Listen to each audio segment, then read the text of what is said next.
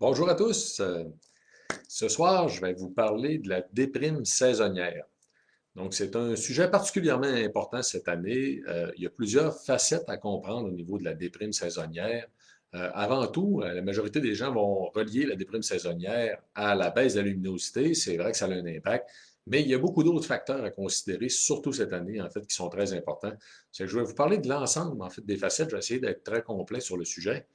Et je vais terminer en fait avec mes 7 conseils pour essayer de vous aider à passer à travers. Donc, je vais vous parler de la déprime saisonnière, bien sûr, je vais définir un peu qu'est-ce que c'est. Je vais vous parler des effets sournois du stress chronique. Actuellement, c'est extrêmement important. Bien sûr, de la résilience, qui est l'outil des plus forts. Je vais vous expliquer pourquoi aussi. Et de mes 7, donc, je vais terminer avec mes 7 conseils. Donc, la déprime saisonnière, vous savez, en science, on cherche souvent à faire des liens, des relations de cause à effet. C'est vrai que la déprime saisonnière est reliée à la baisse de la luminosité, ça va de soi, mais aussi l'automne, surtout au Québec, dans l'hémisphère nord, est relié aussi à un paquet de facteurs, apporte en fait un paquet de facteurs qui vont changer des choses au niveau de notre vie, qui peuvent influencer aussi notre état d'esprit, ça va de soi. Comme par exemple, je vais vous donner quelques exemples. Donc, le refroidissement l'automne va augmenter les douleurs chez les gens qui souffrent de douleurs chroniques, les gens qui ont des problèmes d'articulation. Donc, ça peut nuire, entre autres, au sommeil. Donc, ça peut être, bien sûr, un facteur confondant important qui a un gros impact sur notre état d'esprit. Il y a aussi la baisse d'activité physique. Donc, souvent, malheureusement, le refroidissement l'hiver vient avec, oui, bonjour Pierre. Le refroidissement aussi l'hiver vient avec une baisse d'activité physique parce que, bon, il y a beaucoup de gens qui ont moins d'activité, en fait, surtout l'automne, au début de l'hiver, qui en ont pendant l'été. Donc, la baisse d'activité physique peut avoir un impact aussi sur notre état d'esprit. Le changement alimentaire, le mode d'alimentation. Si vous êtes comme moi, l'été, moi, je vais manger beaucoup de fruits et légumes. Souvent, en fait, directement même du producteur. Je vais à Saint-Eustache acheter des fruits et légumes directement, en fait, des producteurs. Et c'est sûr que quand j'arrive à l'automne, mon alimentation change parce qu'on va avoir moins de légumes frais à portée de la main, on va avoir moins de fruits frais aussi à portée de la main. Donc, ça va changer. J'essaie toujours de m'adapter, de consommer d'autres types de fruits, mais c'est quand même pas pareil. Donc, c'est possible, dans le fond, ce que je veux en venir tout simplement au fait que la déprime saisonnière peut être liée à une multitude de facteurs et c'est important de le considérer. Donc, pour bien comprendre, entre autres, là, ce qui est attaché à la luminosité, le changement, ce qu'on appelle la déprime saisonnière, quelques symptômes, juste pour bien vous présenter. Donc, la perte d'intérêt pour des activités habituellement appréciées, un élément important. Euh, une humeur dépressive persistante, la fatigue, le manque d'énergie, les troubles du sommeil, l'irritabilité, des variations de poids corporel, le sentiment de culpabilité ou de dévalorisation. Donc, c'est un état de déprime. En fait, c'est des gens qui ont tendance à faire de la dépression, à être déprimés, à être fatigués. Donc, pour ma part, aussi, un autre élément bien important qui vient avec l'automne, je me sens toujours triste à l'automne parce que l'été, j'essaie de profiter au maximum, entre autres, des fleurs. J'adore les fleurs. Pour ceux et celles qui me suivaient sur les réseaux sociaux, ma page privée, entre autres, je prends un grand plaisir tout l'été à vous partager des photos, entre autres de mes rosiers. J'ai beaucoup de variétés de rosiers, j'adore ça. Parce que ça m'oblige à m'arrêter dans le moment présent, puis ça m'oblige à apprécier des petites choses de la vie. Donc, ça va de soi quand on arrive dans la saison morte, tu sais, juste le fait de le mentionner, c'est plate, c'est triste. Ben, j'ai un deuil à faire de mon côté, à attendre jusqu'à l'été prochain, à pouvoir encore bénéficier de la croissance des fleurs, de mes rosiers, etc. Donc, c'est une multitude de facteurs. Cette année, une chose qui s'additionne, qui est importante, qui est mon deuxième point, c'est les effets sournois du stress chronique. Il faut savoir que c'est tout à fait normal, en fait, que le stress, l'anxiété viennent causer un sentiment de déprime à la longue. C'est tout à fait normal. Donc, c'est pas juste le fait d'être tanné de la situation, qu'on s'ennuie, en fait, de voir des gens, qu'on s'ennuie de ce qu'on vivait avant la pandémie. C'est tout à fait normal dans le fond. En fait, c'est une question d'épuisement, en fait, de ce qu'on appelle des surrénales, la production des surrénales, des hormones qui sont reliées au stress. Donc, à un moment donné, on vient qu'on en a tellement produit que le corps va s'affaiblir tout simplement parce qu'on ne produit plus suffisamment de cortisol en réponse au stress et on va ressentir un effet tout simplement de fatigue, de déprime. Donc, c'est l'effet sournois donc, du stress chronique, donc qui va causer aussi de la déprime. Donc, cet automne, malheureusement, on va associer la déprime causée par le stress chronique à la déprime saisonnière, donc ce qui va avoir un effet encore plus important sur notre sentiment de déprime, notre sentiment de fatigue. Et ça a été documenté en passant, les effets de la pandémie. Entre autres, en Australie, on parle d'une étude sur 1491 personnes d'un âge moyen de 50 ans, avec donc une variance de 15 ans environ, donc des gens de 35 ans aller jusqu'à 65 ans. 67 des femmes. Ils ont fait un lien entre la baisse de l'activité physique, les problèmes de sommeil, la consommation d'alcool et le tabagisme en lien et tous ces facteurs-là, en fait, sont corrélés avec une augmentation, en fait, de la déprime, du stress psychologique, des symptômes du stress. Donc, c'est des effets du stress chronique. Maintenant, l'outil des plus forts, en fait, la résilience. La raison pour laquelle j'en parle, renseignez-vous sur la résilience. C'est réellement le meilleur des outils que vous avez à votre portée dans la situation actuelle pour combattre les effets du stress chronique. Il faut savoir que la résilience, c'est notre capacité à s'adapter en fait à une situation. Donc, quand je dis que c'est l'outil des plus forts, la raison pour laquelle j'en parle, c'est que c'est facile de baisser les bras. C'est facile de se dire qu'on est fatigué, qu'on est déprimé, que c'est long, que c'est plate et nanana. Il faut garder la situation va s'améliorer, c'est passager. Donc, il faut essayer de s'adapter, il faut essayer de s'y faire, il faut essayer de trouver les petits bonheurs, je vais y revenir tout à l'heure, où ils sont présents.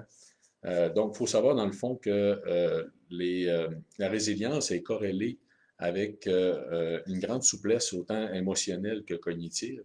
Et les gens fondamentalement positifs, les gens positifs, ont une beaucoup plus grande capacité de résilience. Donc, c'est très bien documenté. Donc, ça se développe. C'est quelque chose à quoi on peut faire attention. On peut essayer, en fait, de développer des mécanismes, développer des trucs. Donc, je vous invite là-dessus, en fait, à regarder dans le blog de Vitoli, vitoli.ca. Donc vitoli.ca, le blog de Vitoli. On a une vingtaine de professionnels de la santé, dont entre autres un psychologue et une pharmacienne qui ont écrit sur les questions de la résilience, les effets du stress en lien avec la pandémie. Donc, il y a beaucoup en fait de trucs qui sont donnés à l'intérieur du blog de Vitoli. Je vous invite en fait à en prendre connaissance. Maintenant, c'est ce qui m'amène à vous parler donc de mes 7 conseils. Je vais essayer de vous donner en fait des conseils qui sortent un peu habituellement aussi de ce qu'on a tendance à considérer ou ce qu'on a tendance à entendre parler. Le cas de la luminosité, ça va de soi, en fait, que d'aller prendre l'air puis de sortir pendant les périodes d'ensoleillement, c'est bien important. Malheureusement, souvent, on va travailler pendant les périodes d'ensoleillement, ça fait qu'on va manquer, en fait, la période de luminosité importante. Essayez de sortir sur l'heure du midi et profitez-en, je vous dirais même, pour essayer d'ajouter un peu au niveau de l'activité physique. Rappelez-vous une chose, l'activité physique va être bénéfique à partir du moment où vous avez une augmentation de la fréquence cardiaque et de la fréquence respiratoire. Donc, souvent, il suffit en fait d'aller marcher plus rapidement, de faire des activités plus rapidement. Donc, de se dépêcher de rentrer à l'épicerie. À la minute où on a une augmentation de la fréquence cardiaque et de la fréquence respiratoire, on a déjà un bienfait de l'activité physique. Donc, mon premier conseil, c'était bien sûr la luminosité couplée en fait à une activité physique. Le deuxième conseil, compenser la baisse de la vitamine D, la production de la vitamine D. Vous savez, c'est la vitamine soleil, on en parle beaucoup ces temps-ci, ça a un impact aussi sur notre système immunitaire. La vitamine D a un impact aussi sur l'état d'esprit, sur une multitude de facettes de point de vue biologique. Donc, c'est important quand même l'hiver de compenser la baisse de la vitamine D. C'est facile de recommander 1000 unités par jour, il n'y a aucun risque à ça en fait, et c'est quand même un niveau vraiment de base au niveau de supplémentation. Sachez en fait que 3 des produits Vitoli, en passant, qui en contiennent de la vitamine D, qui vont contenir les 1000 unités par jour aux doses recommandées. C'est le cas pour mémoire et santé cognitive, donc Vitoli, mémoire et santé cognitive, Vitoli, immunité, et aussi Vitoli, santé des os. Mon troisième conseil, cuisiner. Pourquoi cuisiner? En fait, 2 raisons. Tout à l'heure, je vous ai parlé de l'alimentation qui change en fait avec l'été. Le fait de cuisiner peut faire appel justement à la créativité et peut vous permettre en fait d'avoir un certain contrôle, d'avoir un certain rapport par rapport à la qualité de votre alimentation et vous donner une certaine satisfaction d'accomplissement. Je vous dirais que c'est pas toujours le cas, il y en a qui sont meilleurs que les autres, mais quand même, c'est intéressant d'essayer, c'est intéressant d'essayer des nouvelles choses, ça peut vous amener de la variété. Donc, c'est une très bonne idée, en fait, dans la situation donc de cuisiner. Le sommeil, c'est ne jamais oublier, le sommeil est extrêmement important. C'est sûr que quand on parle de déprime et de fatigue, Le sommeil devrait être un des premiers éléments à quoi on devrait porter attention. La qualité du sommeil, ici, retenez bien, tous les somnifères chimiques, en fait, tous les médicaments qui sont utilisés pour dormir n'apportent pas un sommeil très réparateur et très profond. C'est toujours mieux d'opter, en fait, pour des approches naturelles quand vous pouvez pour avoir un sommeil plus profond et réparateur. Si jamais vous avez besoin d'une aide au sommeil, vous savez, en fait, il y a Vitali Sommeil qui est très utile. Je l'utilise moi-même, en fait, très couramment, pratiquement tous les soirs, en fait. Et donc, ça va vous permettre un sommeil plus profond, donc vous allez être plus reposé. Ça va aider aussi, bien sûr, pour la déprime. Euh, Rendez-vous, mon cinquième conseil, rendez-vous utile. En fait, la compassion et la solidarité sont des outils extrêmement importants pour combattre la déprime puis améliorer l'état d'esprit. C'est le fait d'être satisfait de ce qu'on accomplit. Actuellement, il y a des causes très faciles à supporter, en fait, des causes dans lesquelles on peut s'impliquer, ramasser des denrées, entre autres, hein, pour la période des fêtes. Mais n'oubliez pas aussi que souvent, ça peut être aussi simple que le fait de prendre plus attention, plus fréquemment à nos personnes âgées, prendre la peine d'appeler en fait à une meilleure fréquence et de prendre plus de temps avec eux, tout simplement, parce que sachez que si la période actuelle est difficile pour beaucoup de gens, ça l'est encore beaucoup plus pour les personnes âgées qui souffrent de toute façon habituellement de solitude, très souvent. Donc, mon sixième conseil, considérez le stress chronique comme étant l'ennemi à abattre, peu importe en fait le type d'armement que vous allez déployer. Et ici, il y a beaucoup de conseils sur le stress. L'important, c'est pas d'essayer de tout appliquer les approches, mais c'est de trouver les approches qui nous conviennent le mieux. Donc, dans le cas du stress chronique, comme moi, je peux vous parler de mon expérience à moi. Il y a un texte en passant sur le blog de Vitali qui parle de mes problèmes de stress et d'anxiété, parce que je suis quelqu'un qui a tendance à avoir des problèmes de stress et d'anxiété, c'est permanent chez moi. Et donc, j'ai développé tout un paquet de facettes, tout un paquet de façons, d'un, d'apprendre à me connaître, mais de deux aussi, d'essayer de combattre l'influence de l'anxiété et du stress, en fait, sur ma vie de tous les jours. Donc, l'important, c'est d'avoir des trucs. Dans mon cas, l'activité physique intense fonctionne très bien. C'est une chose qui fonctionne très bien. L'amélioration du sommeil, j'en ai parlé tout à l'heure, ça va de soi. Et dans les produits Vitali, vous avez deux autres approches qui peuvent vous aider. Pour le stress chronique en tant que tel, la déprime, c'est Vitali Énergie. C'est fort intéressant. Ça agit à la fois sur l'état d'esprit et sur notre capacité énergétique. Donc, c'est vraiment fort intéressant.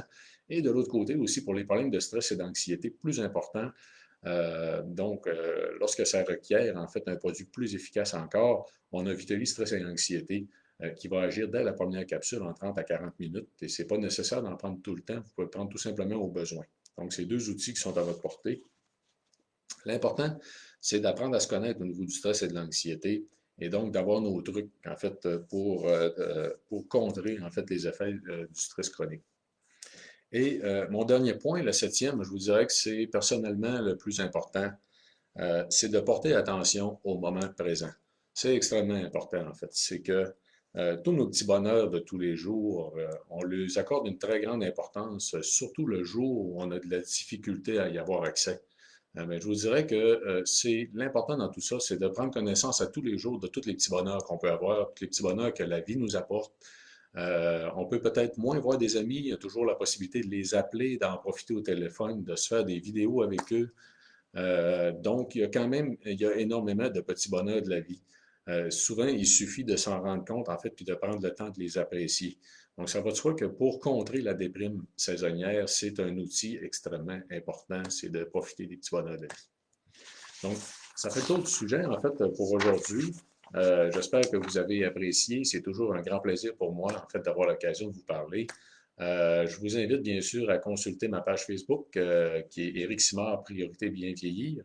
Et bien sûr le blog de Vitali, comme je vous l'ai mentionné, à vitali.ca, entre autres pour avoir accès à beaucoup d'articles sur différents sujets donc, qui pourraient vous aider.